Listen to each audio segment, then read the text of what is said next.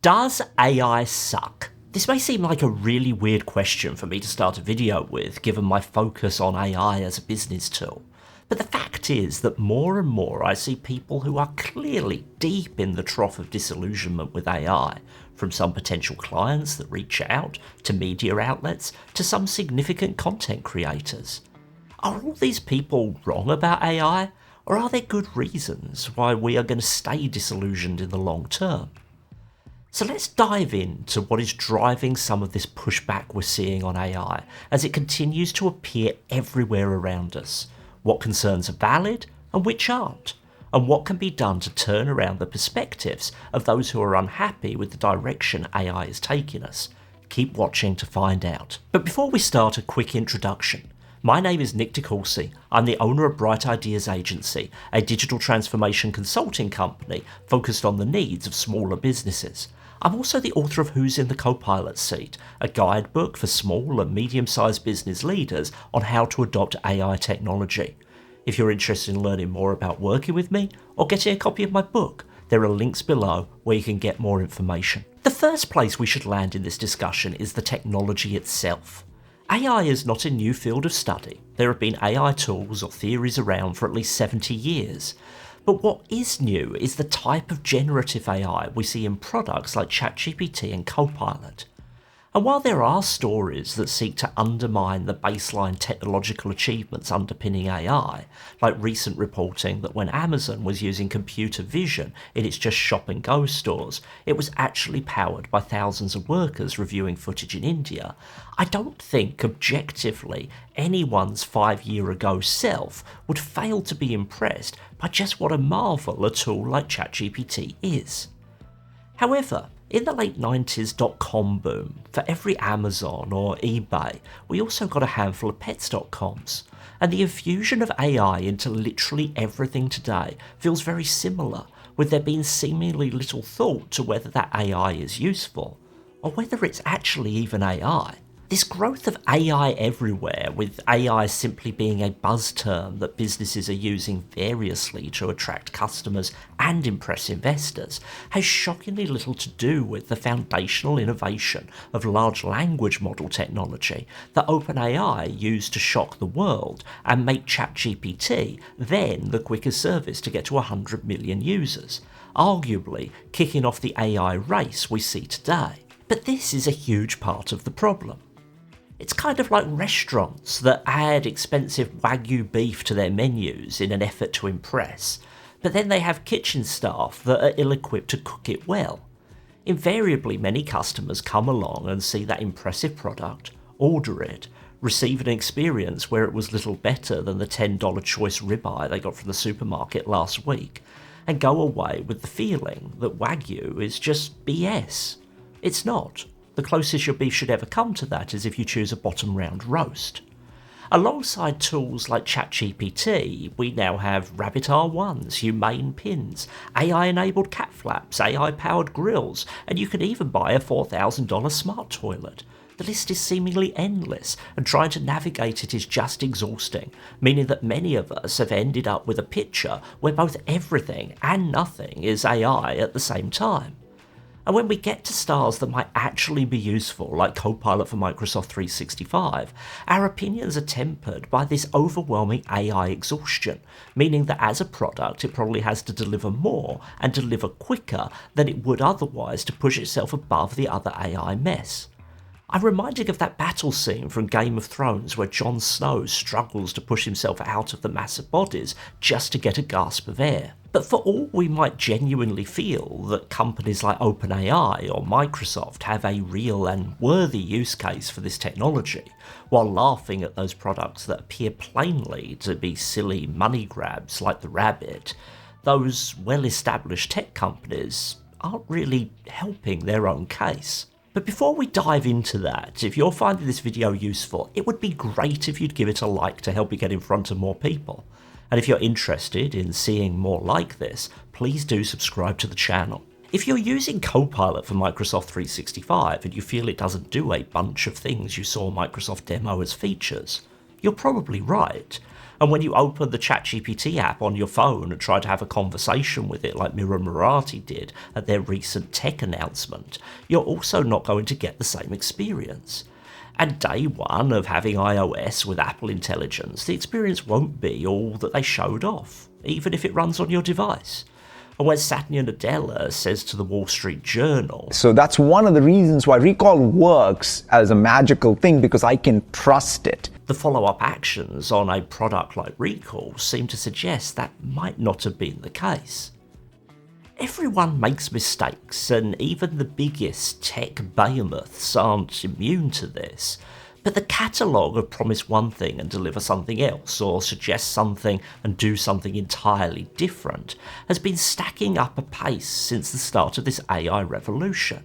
And while over or too early promises like Copilot will be able to access OneNote notes aren't exactly the same as outright lies, like Google faking some of its AI demos, the effect in overall perception of the integrity behind these technologies is roughly equivalent. On the one hand, we have ended up with one group of users who I think are in a distinct minority, who see the promise and are inspired to push AI tools to their boundaries. I've had crazy conversations with people who seem to spend most of their time jumping from one AI tool to another, piecing together what they see as a unique and utopian AI-powered workflow. But to me, this sounds like much more effort than the average user is ever going to want to put in. And for most of us, this tooling either pays us a return fairly simply, or it just isn't ready for prime time yet. The average office worker isn't interested in having a full-time side hustle, working out how Copilot actually works versus what Microsoft told us.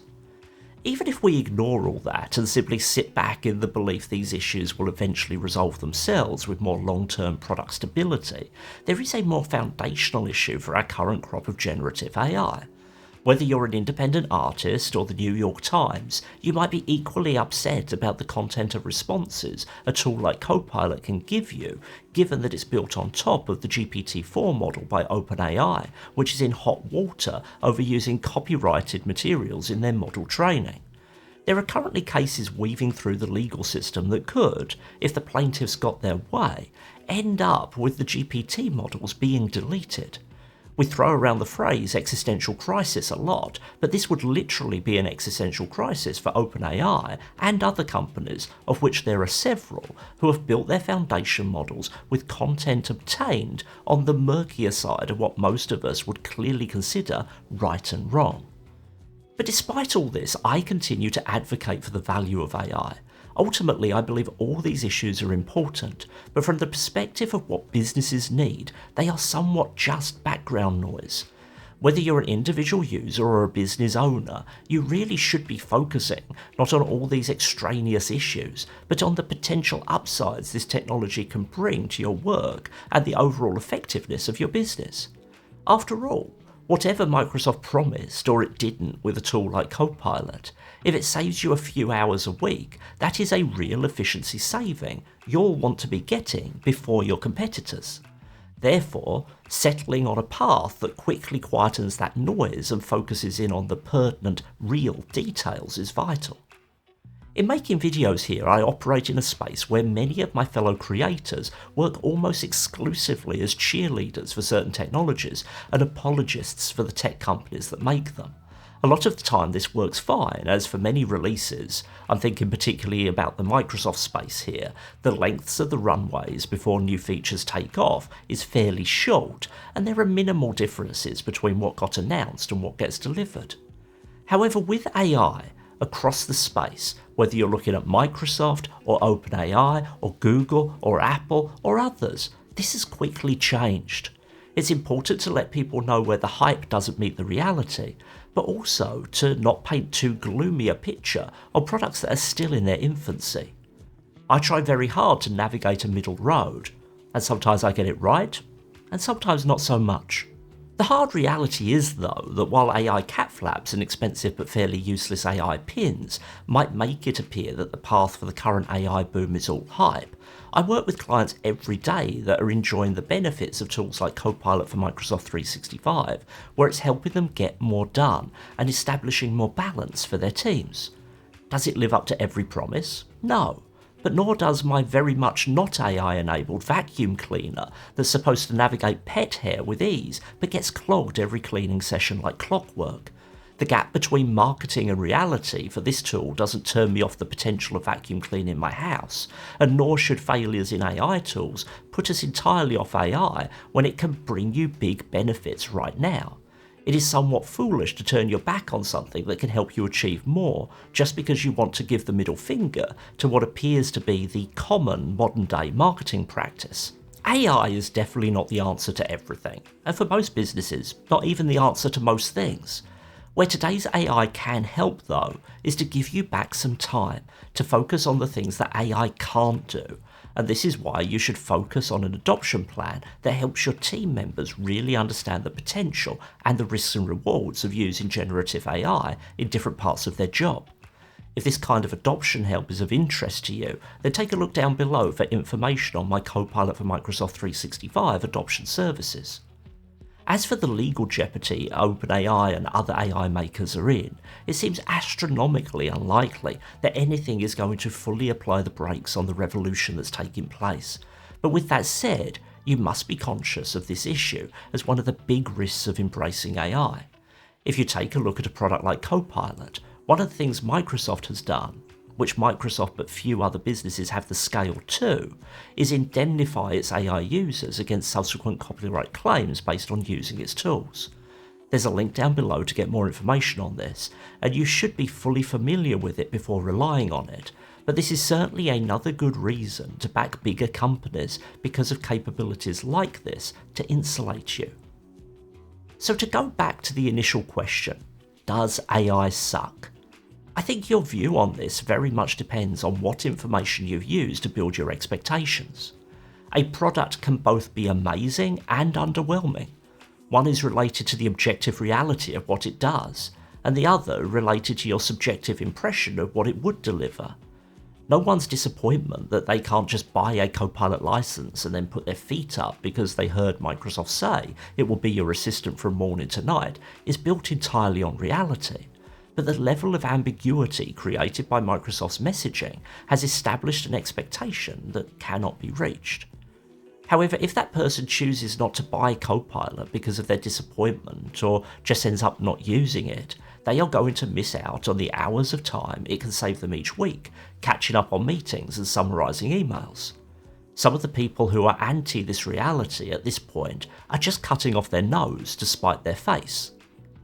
I will continue using AI daily, in the knowledge that I have to find a path for success with it that is somewhat tempered compared to the claims made by the company that created it. I'll continue to try to walk that middle path of both highlighting the good and signposting the not so good as products, particularly those in the Copilot family, get released or updated. And I'll continue to advocate that businesses get started with this transition to realise the benefits of AI, but to work with those equipped with the knowledge to set the right expectations and develop the right skills in our teams. With these steps, I hope we can all reap the benefits of generative AI without having to find out firsthand that a smart toilet probably isn't that smart a choice and might just be flushing money down the drain.